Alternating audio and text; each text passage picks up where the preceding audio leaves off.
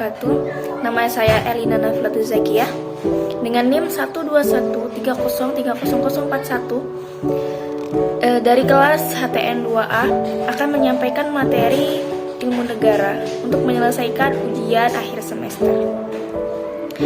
Pada pertemuan ke-9 membahas tentang asal mula negara dan lenyapnya sebuah negara. Asal mula negara yang pertama ada teori kekuatan.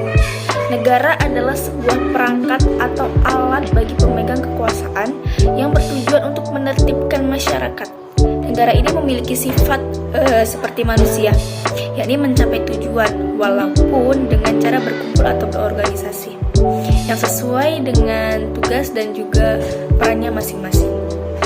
Yang kedua yakni teori anarkisme. Teori ini biasanya terbentuk sebab adanya teroris atau pemberontak. Yang ketiga adanya teori modern. Teori ini berpandangan bahwa negara adalah sebuah organisasi untuk mencapai kekuasaan yang diciptakan oleh sekelompok manusia, sehingga nantinya dapat membentuk suatu bangsa.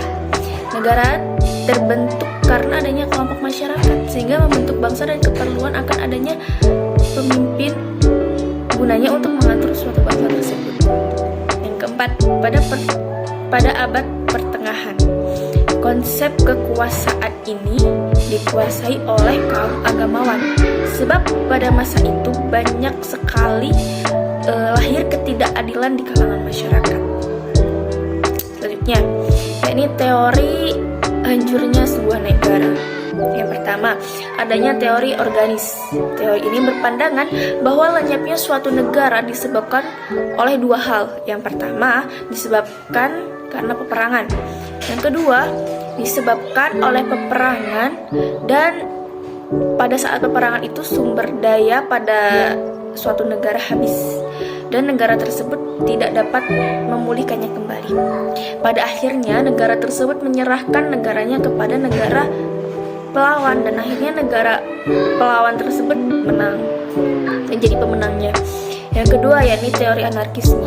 Adanya sebuah terorisme dan pemberontakan di suatu negara namun tidak bisa mengendalikannya. Yang ketiga, teori Marxisme. Nah, teori ini adanya suatu perlawanan dari kaum lemah terhadap kaum yang lebih kuat. Nah, perlawanan ini apabila tidak dinetralkan akan merusak sebuah tekanan di negara tersebut. Selanjutnya yang keempat yakni teori mati tuanya negara. Teori ini merupakan teori yang kehilangan unsur pembentuk suatu negara pada awal pembentukannya, seperti wilayah yang pada awal pembentukan negara tersebut ada dan pada akhirnya menyatakan pisah dengan negara awalnya tadi. Oke, pada pertemuan ke-10 ya membahas tentang tujuan dan fungsi negara. Tujuan dan fungsi negara. Yang pertama yaitu teori Lortzing. Teori ini berpandangan bahwa suatu negara yang kuat adalah negara yang memiliki adidaya yang cukup kuat dan memiliki kekuasaan penuh atas rakyat yang ada di bawahnya. Teori yang kedua yakni teori Niccolo Machiavelli. Nah, teori ini mengandung fungsi dan juga tujuan negara. Tujuan negara yaitu menciptakan negara yang tentram, aman dan juga tertib, serta menjadikan negara tersebut kuat dalam hal adidaya dan menjadikan rakyat pada suatu negara tersebut tunduk akan keputusan dan juga kebijakan yang dibuatnya. Yang ketiga yakni teori Dante Alighieri.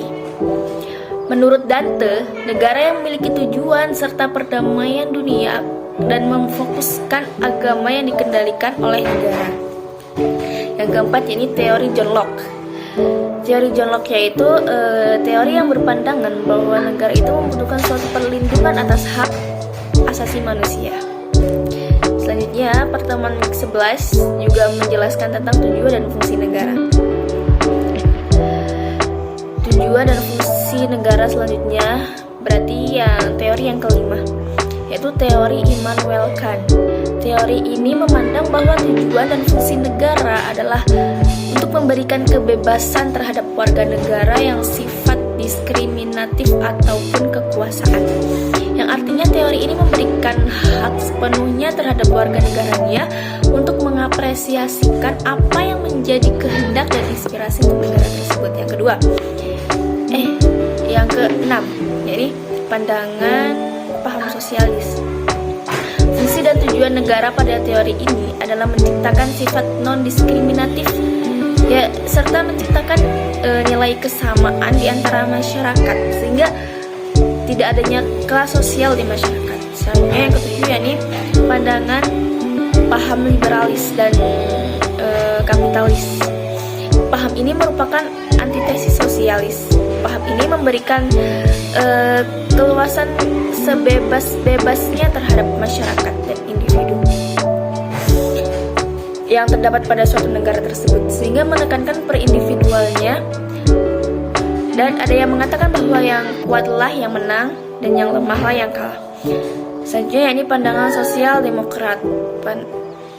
Paham ini merupakan antitesis kapitalis dan adanya jaminan kesejahteraan. Maka dari itu paham ini memberikan jaminan terhadap masyarakat di negara tersebut untuk menciptakan suatu kesejahteraan. Pada pertemuan ke-12 menjelaskan tentang tipe dan juga bentuk negara. Tipe dan bentuk suatu negara. Yang pertama, yakni adanya kesatuan.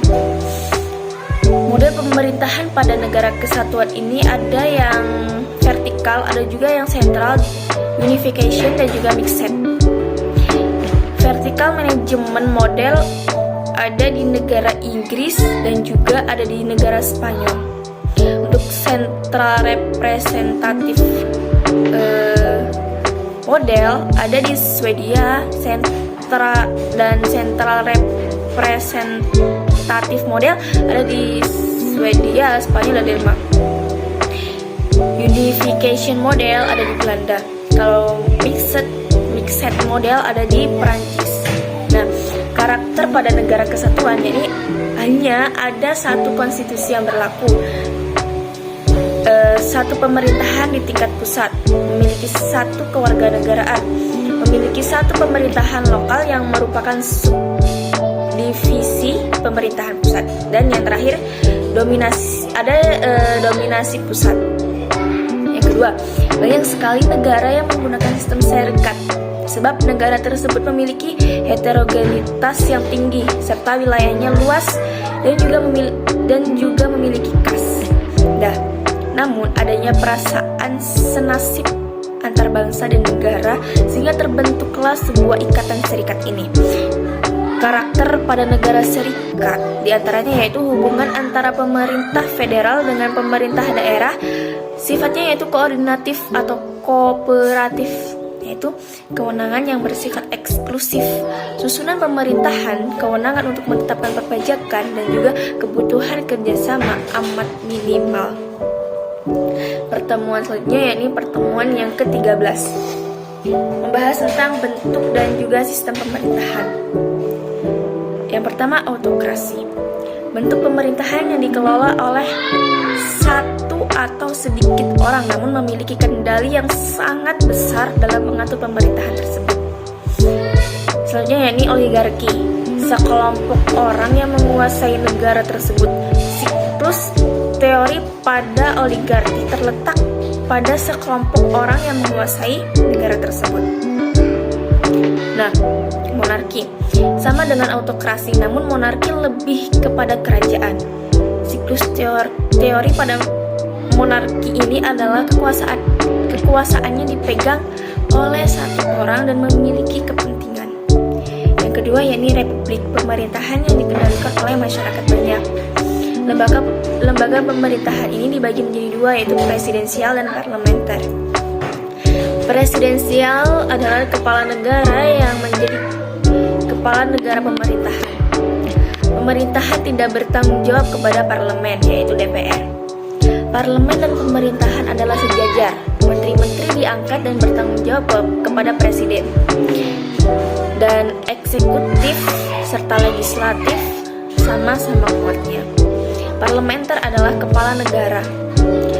tidak berkedudukan sebagai kepala pemerintahan karena ia lebih bersifat simbol nasional. Pemerintah dilakukan oleh sebuah kabinet yang dipimpin oleh seorang perdana menteri. Kabinet bertanggung jawab kepada dan dapat dijatuhkan oleh parlemen melalui mosi. Kedudukan eksekutif lebih rendah dan bergantung kepada parlemen. Selanjutnya ini pertemuan ke-14, membahas tentang negara autokrasi dan demokrasi modern. Negara autokrasi adalah di mana sebuah negara yang memegang semua politik ekonomi. Autokrasi cenderung lebih rasional dibandingkan dengan kerajaan yang sifatnya turun-temurun. Sedangkan autokrasi modern yaitu sistem satu partai atau partai tunggal yang juga menghimpun kekuasaan sebesar mungkin pada tahapan negara. Organisme yang dianggap sebagai sesuatu kesatuan yang mempunyai dasar-dasar hidup serta kehidupan dan mempunyai kepentingan sendiri serta kepribadian sendiri. Nah, penentuan wakil rakyat masih dominan penguasa serta eksekutif dominan. Penganut sistem ini adalah fasisme Italia, nazisme Jerman, dan juga komunisme Uni Soviet.